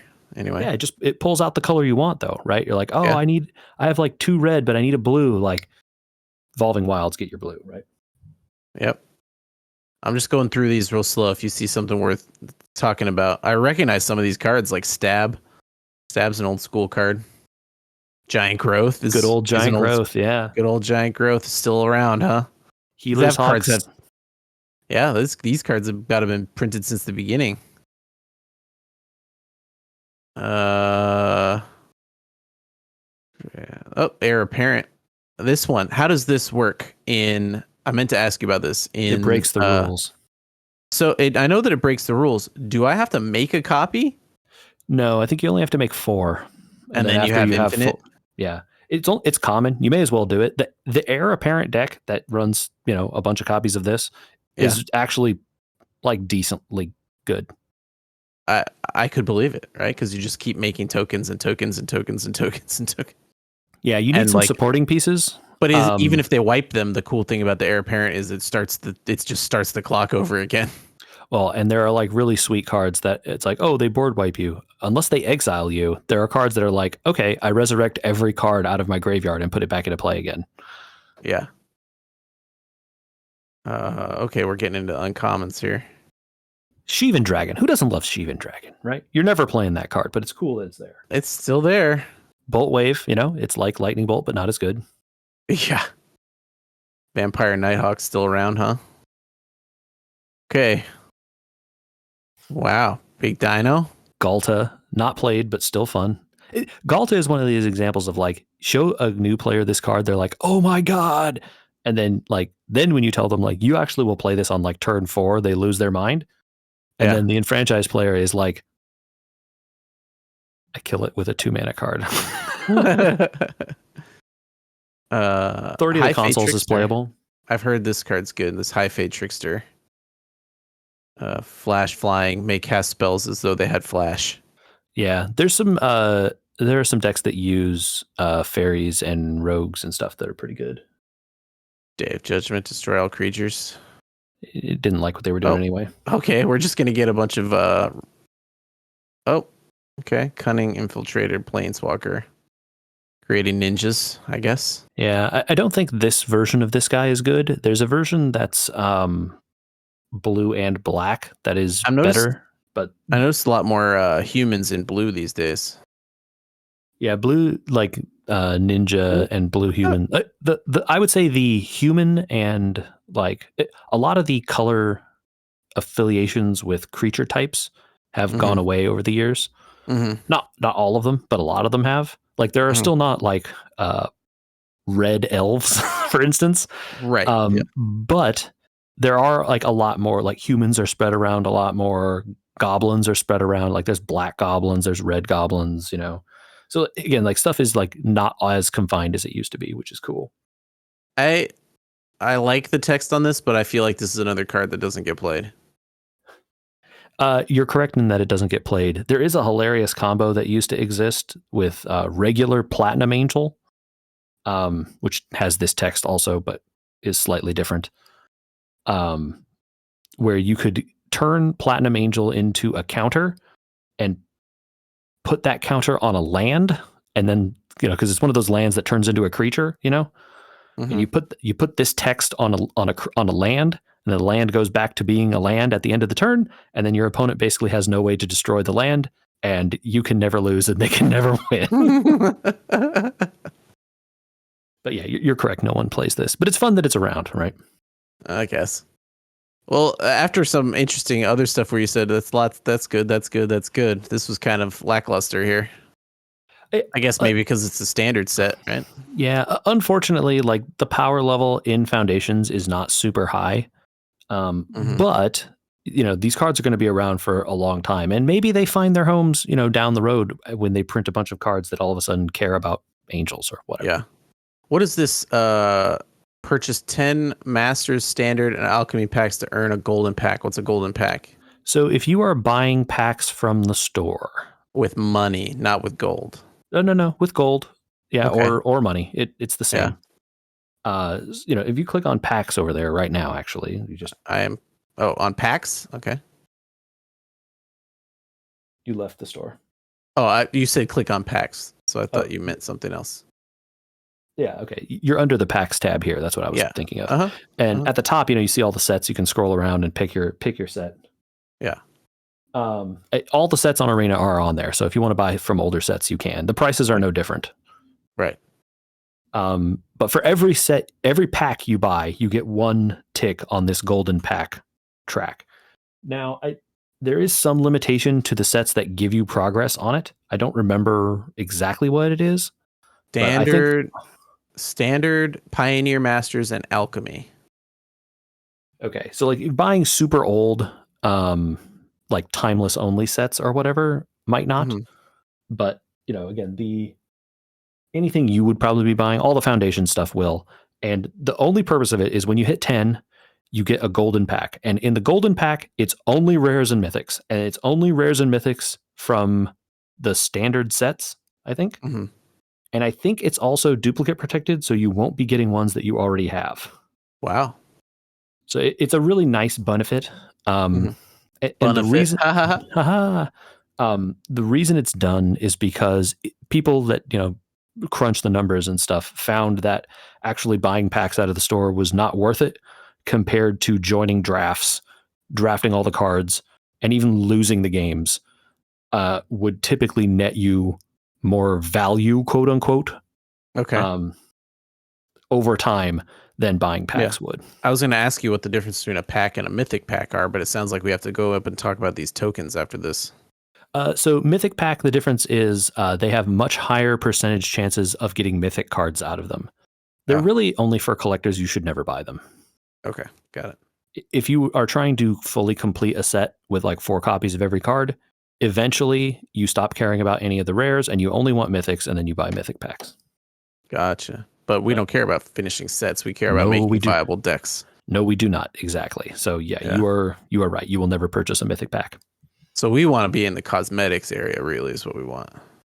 Sure, yeah. Okay. You got Soul Ring. Yeah, that's the little pet that sits on the thing. Yeah. But Soul Ring, the card that's in every Commander deck. Arguably the best card in Commander, and probably should have been banned? ? But if it's not. If they keep reprinting it, it's like fine, whatever. It's not expensive, but I didn't say the most expensive or rarest. I just said the best. Yeah. So my gold, I am assuming, should be going to packs, but you said we should talk about draft, and I have these jump in tokens.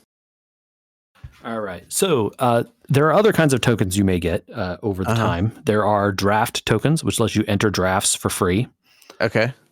There are tokens that let you enter like events that they have. It's like, this is like you're like trying to compete to enter the Magic qualifiers or whatever. Like, you get tokens to enter those if you do well or whatever. Yeah. Jump in is a format. It is close to what Jumpstart was. Did you ever play any Jumpstart? No, I didn't. Mm-mm.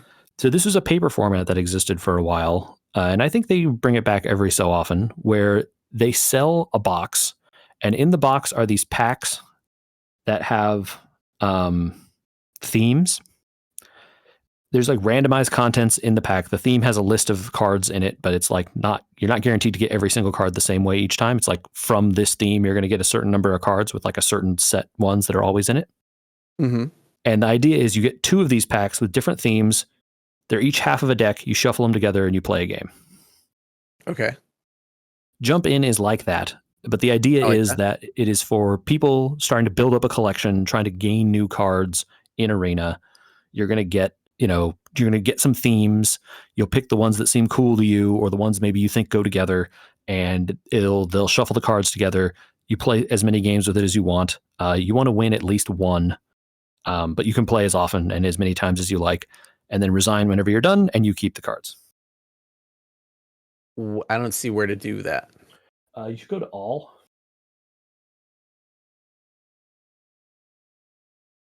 Oh, jump in? Is that what this is? Yeah, hit it. What is Sparky's challenge? I don't know what that is. You play against the AI. If you haven't done it, you should do it. I think you get cards for completing it, but they're tutorials, basically. Oh, okay. I should do that later. So these is where you use the jump in tokens. Yeah, so you turn your token in here, and then, like I said, after you make your jump in deck, you want to win at least one time to get a card reward out of it. But then after which you can play it as many more times or not as you like. So is it still more valuable? Because it's only 1,000. So it's still more valuable to do this than to buy packs. If you have the tokens for free, you should do it. Because I guess I can't be 100% sure, but I think each of the like half decks you get probably has at least one rare in it. So in theory, if the tokens are worth 1,000, first off, you have the tokens; they can't be used for anything else, so you may as well use them here. Right. I'm talking about the money theory later on. I don't think you would use this to try and collect the set. It's a bad way to do that. Or I mean, to build up your cards in. It's an okay way to do that if what you're looking for is because it's not a list of all the cards are not represented in the various themes that exist here. Right. So you're not guaranteed to be able to collect any card you want. So it's not great from that perspective. Oh yeah, I haven't done this. Yeah, so you should definitely do this. Okay. I will later. Yeah.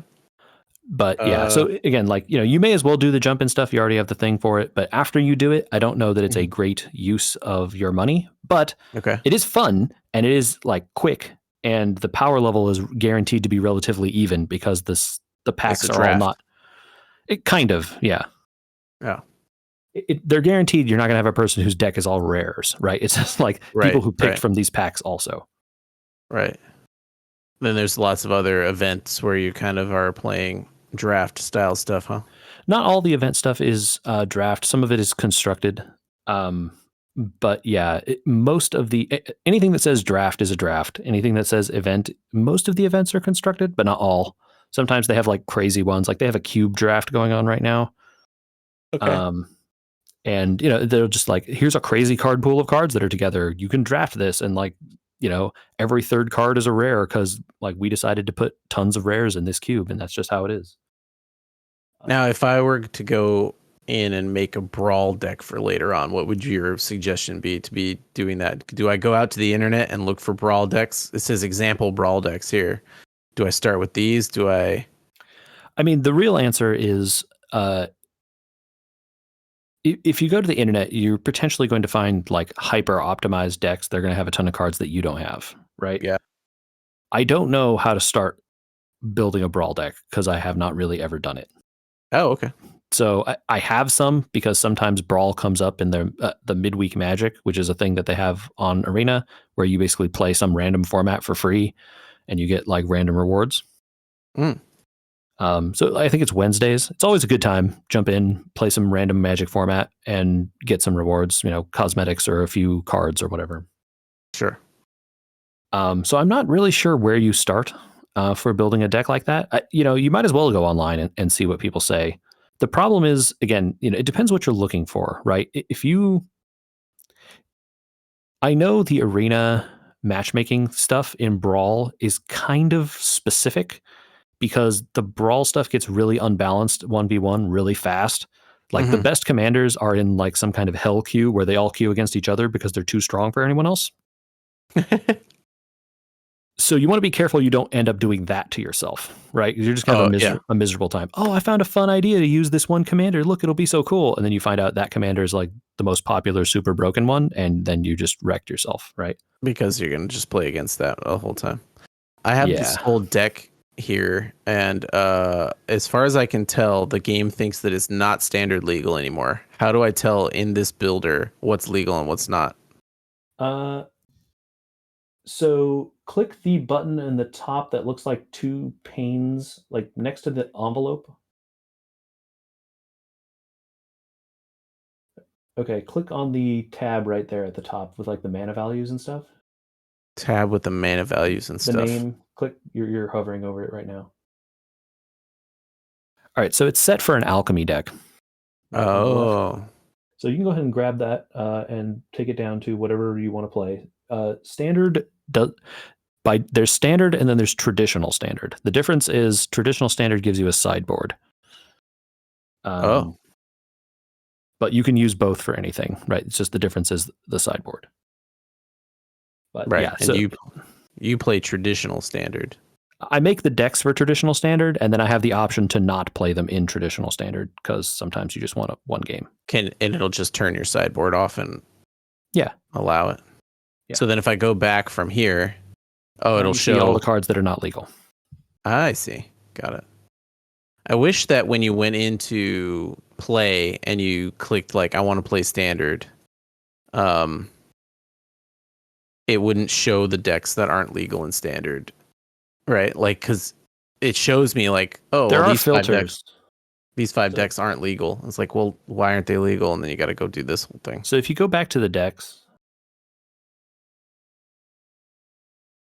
I believe at the bottom of the screen, one of these is a filter.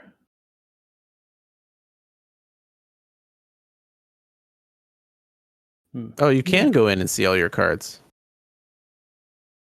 There you go. You just have to click this collection button. Who knew? At the top there, where it says like, so now you can filter by, okay, now these are the ones that are standard legal, right? Yeah. But it doesn't say traditional standard, it just says standard. Look, I don't make their UI. I'm just telling you.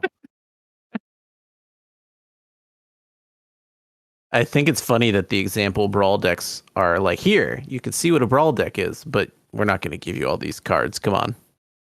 No, yeah. You got to spend your wild cards. That's what they want you doing. Mm-hmm. Well, I now have 55 common, 58 uncommon, 27 rare, 9 mythic, and my vault went up to 4%. Expect your vault to be in the low percentages for very, very long time. Yeah. Yeah. I will tell you what ends up happening is spend those common and uncommon wildcards because you're just going to accrue them. Like, I think I have like 400 common and 300 uncommon wildcards. Okay. Just laying around because you don't use them that often. And if you're opening a bunch of packs, like the packs just generate tons of them. Gotcha. The rare ones will become more precious than the mythic ones over time. So just be careful with that. And if you're going to spend them on something, make sure it's something you're going to play a bunch of. Right. Did you make it very far in your mastery this season? I only made it to level 6. Yes, I believe I completed my mastery. Did you pay for your mastery?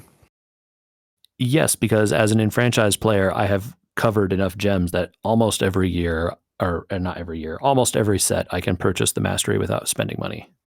Oh, you're in the loop now. One of the things that you can do as you keep playing is I think one of the things you get from the mastery pass is you get like draft tokens, and the reward from winning in those drafts can be gems. Oh. And so if you win enough in those drafts, you earn enough gems to buy the mastery pass again next time, and you get like some amount of gems back while you do the pass itself also. Yeah, I only see one draft token in here, but I think you get 2 total. Okay. My other question is, what should I spend this orb on? Yeah, so this is their new system for handing out like cosmetics over the course of the set. So I mean, it is just cosmetics, so it's on anything you think looks cool. Honestly, it's just really alternate art, basically. Like, no, these are styles. Styles, yeah, alternate art. So well, unless printing, alternate printing, not art. Yeah, in 10 days, I don't specifically not a new printing of the card and not a different art. It is a style that goes on a card you have to already have. To be clear, it doesn't even give you the card if you don't have it. Okay. Well, I'm not going to make it to 15 in 10 days, probably. So I got to pick something for one orb. Well, you have to unlock you'd have to unlock the bottom level of the pass too, with money, which you're also not going to do, right? It says level 15, I could get another free orb. Oh, the orbs. I see. Okay. Yeah. So yeah, you just got to pick your cosmetic here, whatever you think looks good. Obviously, the deck sleeves cost 2, so I don't think you're not getting that. Yeah. Bloodthirsty Conqueror, pretty funny. He's pretty funny, and he's part of a hilarious infinite combo. But Heir Apparent, also very funny. Hey man, if you're going to make the Heir Apparent deck, and I actually think you would do well making that deck, could spend worse on that than that. There you go. I'm not a huge alternate printing person. I kind of don't like when all the cards look kind of different. At least this one is the same art. So like this version of the card and the this version of the card, the art is still basically recognizable as the same card. Yeah. But it just seems like they should have just changed the card styling at a certain point, and then people were like, "No, but the frame." You're like, okay. They didn't. No, they want to sell you this stuff, Andrew. That's the thing. This is their way to make more money. It's a way to print 2 cards instead of 1, right? And again, not printing a new card. It is just alternate in paper, right? In paper, they would print this and the frame and the foil and the frame and foil and. Exactly. In paper, all of this stuff is like, oh, the rarer version is the full art version, and then like these are closer to the full art, and then there's the foil full art, and then there's the holographic foil, and then yada. Right. Well, I think we've talked about as much Magic as I can think of to talk about at this point in time, until I get some more Commander games and some more Arena games under my belt. Yeah, sounds good.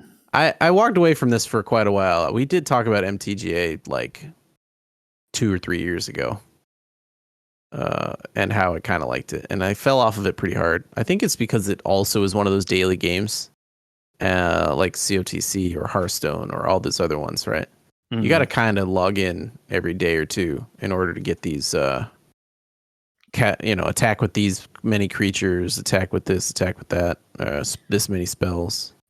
I will say the thing I dislike the most is that this game, unlike Hearthstone, which I think did get the idea eventually, this game really only cares about winning, which really sucks.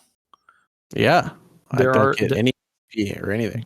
There are not some of their quests involve playing cards, but the majority of them, and certainly the daily and weekly tracking, all involve winning games. And that's really unfortunate, because if you have a fun deck that maybe isn't any good, too bad. You need to be playing decks that win, which is a bummer. Yeah, and that's where you keep running into the same stuff. Like, oh, look, it's the cats that gain life. Oh, look, it's the death by poison combo. Oh, look, it's the it's not great for standard, right? It's not great in general because you can't even play the other ones without winning. But we'll see. This might be a short venture. It might be, okay, I enjoy paper, but I don't enjoy Arena. But at least we're going to explore Arena now that it's changed up quite a bit. You know? Mm-hmm.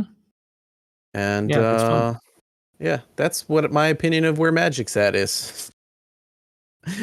more informed by your opinion of where Magic is at, since you're actually paying attention to it. Yeah, and I think I really do think Universes Beyond is cool for people like me, especially that stepped away from Magic and are like now experiencing a younger generation get into it, and you're like, that's cool.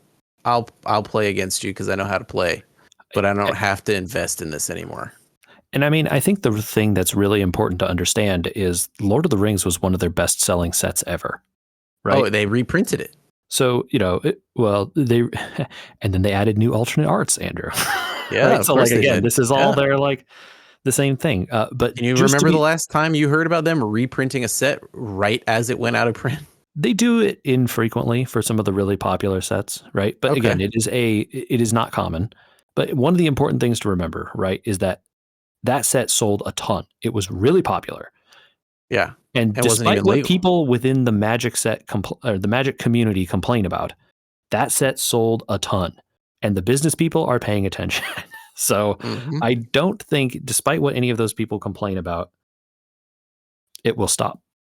No, it won't. And so, it's people like me, unfortunately for them, that are like, I liked Magic when I was younger, and now they're doing cool Magic cards with characters I care about. Yeah. And it is 100% true that there are more people like you than there are enfranchised Magic players who don't like this. Unfortunately for them. Yeah. It is what it is, right? And also, to be clear, you're never going to be like grinding tournaments and trying to win the Magic World Tour like some people are, right? Right. That's also not a thing that you're doing, that they might be doing. So, this is you're coming at this from different angles, and I think it's okay for both of you to have your own opinions, right? Yeah. And it doesn't mean you're wrong. It doesn't mean they're wrong. You just have different concerns about different things, right? Yeah. And I do think it is unlikely that Wizards will ever stop printing original Magic IP, because why should they? Like, every now and then they hit one of these out of the park and everyone loves it, like that Kamigawa Neon Dynasty set. It was like one of the best sets of the year. Everyone loved it. It was just a standard legal set and it was great. What just rubs me the wrong way is like, hey, I played this game before a lot of these people. Just because somebody steps away from it and steps back because of something, like it felt aggressive the way that some of these, especially Twitch streamers, were talking about, like, well, they're ruining the game. It's like, dude, the game's been around plenty of time, and it's bringing back players like me who haven't touched it in paper, especially in 15 years. Just take a deep breath. It's okay. That it just seems so urgent, but maybe you're right. Maybe it's not a huge majority of people that care. I mean, it's a group of very loud, very online people, certainly. But as we all know, the internet is not real life, and it doesn't matter how many people online agree with you. Yeah, that's true. That's true. Well, in person, I hope to agree that you and I can sit down with my commander decks that you don't have to own, because I have them and they're pre-conned, and we can play a game sometime. Awesome. I would love to beat the crap out of you with one of them. Although we would have to call it Brawl, since it'll just be the two of us. Yeah. Well, maybe we can trick some more people into playing too, and then we can get a full pod. There you go. Well, until then, if they don't want me to play Magic the Gathering because I like the Universes Beyond IP, where should they send that email? Where the sun don't shine. Let them play, guys. It's fine. Who cares? But if they want to email us, that could be podcast@weweregamers.com. That's podcast@weweregamers.com. We want to hear from you. Do you play Magic? Yeah. I'm sorry. Please tell us how your crippling addiction got started. How bad is it? Yeah. I mean, you remember even back in our day, there was cardboard crack, and I'm sure it's worse now. I am so happy that I have gotten some semblance of control over my need to collect, because this would be the death of me. The amount of thing, like, I went to TCG Player just to see what the sets look like in terms of, like, a bad idea. Yeah. It's like, oh, what if I just wanted to like collect those lands? Just because I don't really want to collect anything, but it would be cool to have those little map lands. And it's like, okay, that's affordable for me to grab them for $5, but like, oh my God, you could easily Andrew, because those lands were commons. That's why. I know. That's what I was starting to say is like, but then you started looking at foils and all that sort of stuff. And it's like, nope, I can stop. I can literally be like, I spent the $10 total for like 50 cards that are 10 cents each or whatever they are. Mm-hmm. And got them shipped to me. And I can say like, good. Okay. I'm done. I've got the like one random 40K card that I thought was hilarious. The token cards with the human warrior token cards that are Imperial Guardsmen, like stuff like that. You don't want the Rider of hilarious. Rohan, the red white like warrior Rohan tokens? Come on, man. I mean, yeah, look, okay. Those things are. You don't like the little white bunny rabbit soldiers? Come on. I have the bunny rabbit soldiers. They came with the precon. Okay, but your deck isn't making enough of them. You need more. That's what the dice are for. Yeah, true. Yeah. We'll get into play mats and boxes next time. Oh God, no! Don't do that, Andrew. Don't do that to yourself. You don't got this money. Stop. You're ahead. Stop. I know. What were you trying to say? Oh, I was gonna say. I think it's a common. Is it a common or an uncommon? It's like the 3-mana spell that just makes 3/1/1 rabbits. Pretty good card. I have my collection open, so let's see. Like it's hop rabbit. To it. Carrot cake, hop to it. Uncommon, create 3/1/1 rabbits. Yeah, it's in the like tier version of the rabbit aggro deck. So tier, you mean like upgraded? Yeah. No. I mean like the highest like level version of that deck plays 4 copies of that card. Okay. Well, you probably want it in the Heir Apparent deck anyway. So. Oh, I have to craft 3 more of that guy to get. Oh no, infinite. three commons. What will you do? I only have 50 commons, man. Those can run out fast since I don't have a collection. You got to think about it though. Actually, you got to think about it like this, right? The Heir Apparent ones. Once you craft 3 more, you actually have 50 more because as soon as you have 4, you can have as many as you want. As funny as it is, I'm not sure how you win the game with 52 twos. Yeah, actually, I think the deck plays like 18 Heir Apparents. And you need a lot of other stuff to land.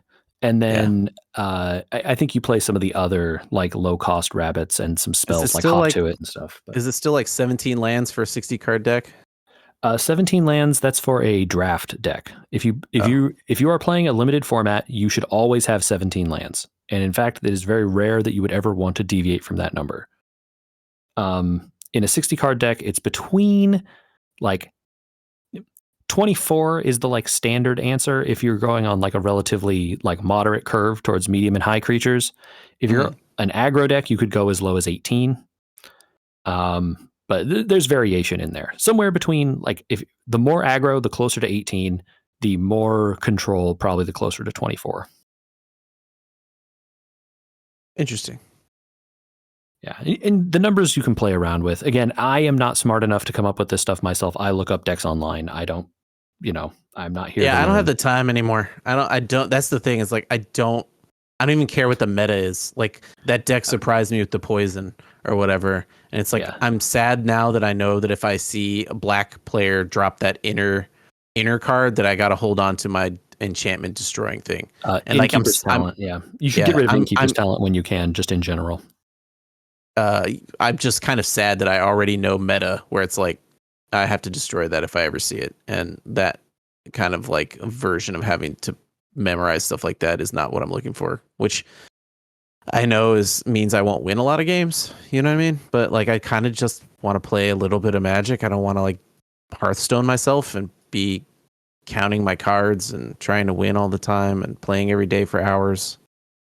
Yeah, I mean, and the nice thing about this is once you get it down, you really don't have to do that. Like I play maybe an hour a day maximum, right? I jam between 3 to 5 games, depending on how fast they're going. I'm typically playing closer to aggro decks than not, but I have some hilarious combo decks too. And I enjoy it, like I'll just throw some stuff down. It's like I have the hilarious combo deck that ramps out the 10/10 protection from everything card and throws it on the battlefield as early as turn 3 if I get the right hand. And that's fun. Sometimes you just want to do something silly, and that is the fun stuff in Magic. Yeah. Excellent. All right, man. Well, say bye to the people. Bye, people.